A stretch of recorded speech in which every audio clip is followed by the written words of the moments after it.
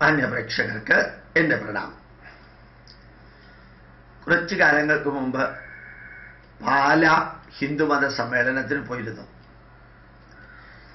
അതിന് കുറച്ച് ദിവസങ്ങൾക്ക് മുമ്പ് പാലക്കാട് പ്രഭാഷണത്തിന് പോയിരുന്നു.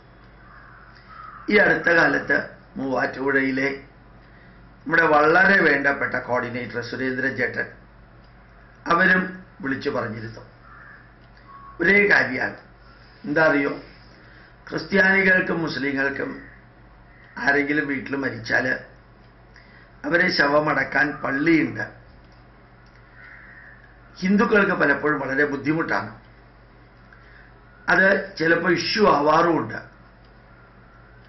പക്ഷെ വളരെ ധന്യമായിട്ടുള്ള അനുഭവം കാണാനും കേൾക്കാനും സാധിച്ചത് പാലക്കാട് പണ്ട് കേട്ടു, പാലായിൽ അടുത്ത കാലത്ത് കണ്ടു കേട്ടു. ഇന്നലെ സുരേന്ദ്രൻ ചേട്ടൻ മൂവാറ്റുപുഴയിൽ നിന്ന് വിളിച്ചു പറയുകയും ചെയ്തു. സംഭവം ഇതാണ്: നമ്മളെല്ലാവരും ജീവിക്കുമ്പോൾ മരിക്കും എന്നുള്ളതിനെക്കുറിച്ച് ചിന്തിക്കാറില്ല. മരണമുണ്ട് എന്നുള്ളത് ചിന്തിക്കണം. മരിക്കുന്ന വ്യക്തിയുടെ ശരീരം ആദരവോടുകൂടി സംസ്കരിക്കണം, ബഹുമാനത്തോടുകൂടി സംസ്കരിക്കണം. മഹാഭാഗ്യത്തിന് നമുക്ക് ശവക്കല്ലറയും അതുപോലെ തന്നെ കുഴിച്ചിട്ട സ്ഥലം കുഴിമാടവും ഒന്നും പൂജിക്കേണ്ട രീതിയില്ല. അപ്പോൾ ഇവിടെ എല്ലാം കണ്ടത്, പാലാ ഹിന്ദുമത സമ്മേളനത്തിൻ്റെ അവിടെ കണ്ടത് 7 or 8 ക്രിമേഷൻ സിസ്റ്റം ഉണ്ട്. അതായത് ഒരു സ്റ്റീലിൻ്റെ അടുക്ക്, അതിൽ കുറച്ച് വിറക് വയ്ക്കും. എല്ലാവരുടെയും സാധനം, ചെറിയ വീട്, 5 സെന്റ് സ്ഥലമേ ഉള്ളൂവെങ്കിലും തെക്ക് വശത്ത് അത് വയ്ക്കും. 3 or 4 ഗ്യാസ് സിലിണ്ടർ ഉണ്ട്. ഇത് കറക്റ്റായിട്ട് മൂടി വയ്ക്കും. 1 മണിക്കൂർ കൊണ്ട് ഗ്യാസിൽ കംപ്ലീറ്റ് ബോഡി ചാരമായിട്ടൊരു ചെറിയ പാത്രം ഇത് കിട്ടും. ശ്മശാനത്ത് കൊണ്ടുപോകുന്നത് തെറ്റാണെന്നല്ല ഞാൻ പറയുന്നത്. ശ്മശാനത്ത് കൊണ്ടുപോകണമെങ്കിൽ കൊണ്ടുപോകാം. അവിടെ ഇലക്ട്രിക്കൽ ക്രമേഷൻ ഉണ്ട്, അല്ലെങ്കിൽ ഗ്യാസിൻ്റെ ഉണ്ട്, അല്ലെങ്കിൽ വിറകിൻ്റെ ഉണ്ട്. പക്ഷേ ഈ ഡെഡ് ബോഡിയും വഹിച്ചുകൊണ്ട് ശ്മശാനത്തിൽ പോയിട്ട് അവിടെ ചെന്ന് ഈ കർമ്മങ്ങളൊക്കെ ബാക്കി പലരുടെയും നേതൃത്വത്തിൽ ചെയ്യുമ്പോൾ തെറ്റല്ല. കുറവുണ്ടെങ്കിലും അതേ ഉള്ളൂ എങ്കിൽ. പക്ഷേ സുരേന്ദ്രൻ ചേട്ടൻ വിളിച്ചു പറഞ്ഞത് പാലായിലും പാലക്കാട് കണ്ടതും എല്ലാം നമ്മുടെ വീട്ടിൽ ഒരു ഇത്തിരി മണ്ണുണ്ടെങ്കിൽ ജനങ്ങളുടെ സാന്നിധ്യത്തിൽ എല്ലാവരുടെയും അനുഗ്രഹത്തോടുകൂടി പ്രാർത്ഥനയോടുകൂടി ആ സിസ്റ്റത്തിൽ അത് വയ്ക്കുക. 500 or 600 രൂപയാണ്, 1000 രൂപയാണെന്ന് തന്നെ വിചാരിക്കാം, അല്ലെങ്കിൽ 1500 ആണെന്ന് വിചാരിക്കാം. അവർ തന്നെ വന്നിട്ട് എല്ലാം ചെയ്യും. നമുക്ക് ഒരു ടെൻഷനും ഇല്ല. പാലായിൽ ഒരു പുരോഹിതനുമുണ്ട് കൂട്ടത്തിൽ. എല്ലാ ഹിന്ദുക്കൾക്കും ഒരേപോലെ യോജിക്കാവുന്ന വിധത്തിൽ ഒരു ആചാര്യൻ അക്കൂട്ടത്തിലുണ്ട്. കുറച്ച് മന്ത്രങ്ങളും തന്ത്രവും അറിയാവുന്ന ആൾ. അത് നമ്മളുടെ സ്ഥലത്തും ഉണ്ടാവണം.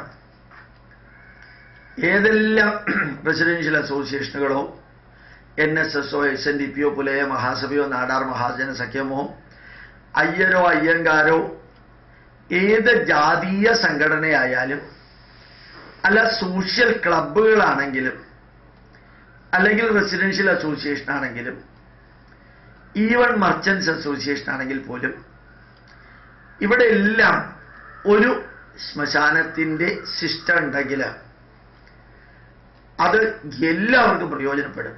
ജീവിച്ചിരിക്കുന്നിടത്തോളം കാലം നമ്മൾ ഈ മരണവും ഡെഡ് ബോഡി കൈകാര്യം ചെയ്യലും പഠിക്കില്ല, ചിന്തിക്കില്ല, ആലോചിക്കില്ല.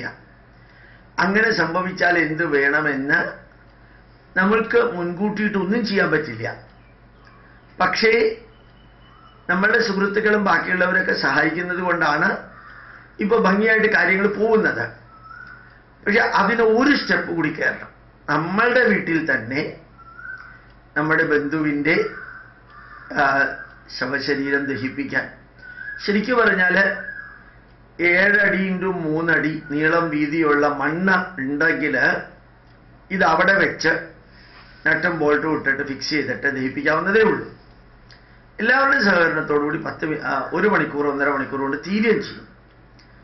നമ്മൾ ഈ ഡെഡ് ബോഡിയും കൊണ്ട് ശരീരവും കാണിച്ച് നേരെ ശ്മശാനത്തിൽ എന്നിട്ട് കുറേ ആചാരങ്ങളോ അനാചാരങ്ങളോ ദുരാചാരങ്ങളോ ഒന്നും ചെയ്യേണ്ട കാര്യമില്ല. വളരെയധികം സംതൃപ്തമാണ്. അന്വേഷിച്ച് പോവേണ്ട. ആ ചാരവും ആ ശ്മശാനവും നടത്തിയത് നമ്മുടെ വീട്ടിൽ തന്നെ പവിത്രമായിട്ട് കുഴിച്ചിടുകയോ ആരാധിക്കുന്ന രൂപത്തിൽ അതിനെ സംസ്കരിക്കുകയോ ചെയ്യാം. ഇത് വളരെ ഇമ്പോർട്ടൻ്റ് ആണ്. NSSകാരും SNDPക്കാരും എല്ലാവരും അത് ചെയ്യണം. എല്ലാവരും ഈ ശ്മശാനത്തിൻ്റെ സംവിധാനം എവിടെ ഉണ്ടോ അത് നോക്കിയിട്ട് ഒരെണ്ണം ഉണ്ടാക്കിയിട്ട്, വളരെ കോസ്റ്റ്ലി ഒന്നും ആവില്ല, അത് നമ്മളുടെ ഈ സംഘടനകളിലും സ്ഥാപനങ്ങളിലും ഉണ്ടാവട്ടെ. ശവസംസ്കാരം ഹിന്ദു ജീവിതത്തിൻ്റെ ഭാഗമാണ്. അത് മരണമടുക്കുമ്പോൾ പോലും പലരും ചിന്തിക്കാറില്ല. വീട്ടിൽ മരണം ഉണ്ടാവുമ്പോഴേ ചിന്തിക്കാറുള്ളൂ. അപ്പം ചിന്തിച്ചാൽ പോരാ, കുറച്ച് നേരത്തെ തന്നെ ചിന്തിക്കുകയും അതിനനുസരിച്ചുള്ള കാര്യങ്ങൾ ചെയ്യാൻ സാധിക്കട്ടെ. പ്രണാമം. നമസ്കാരം.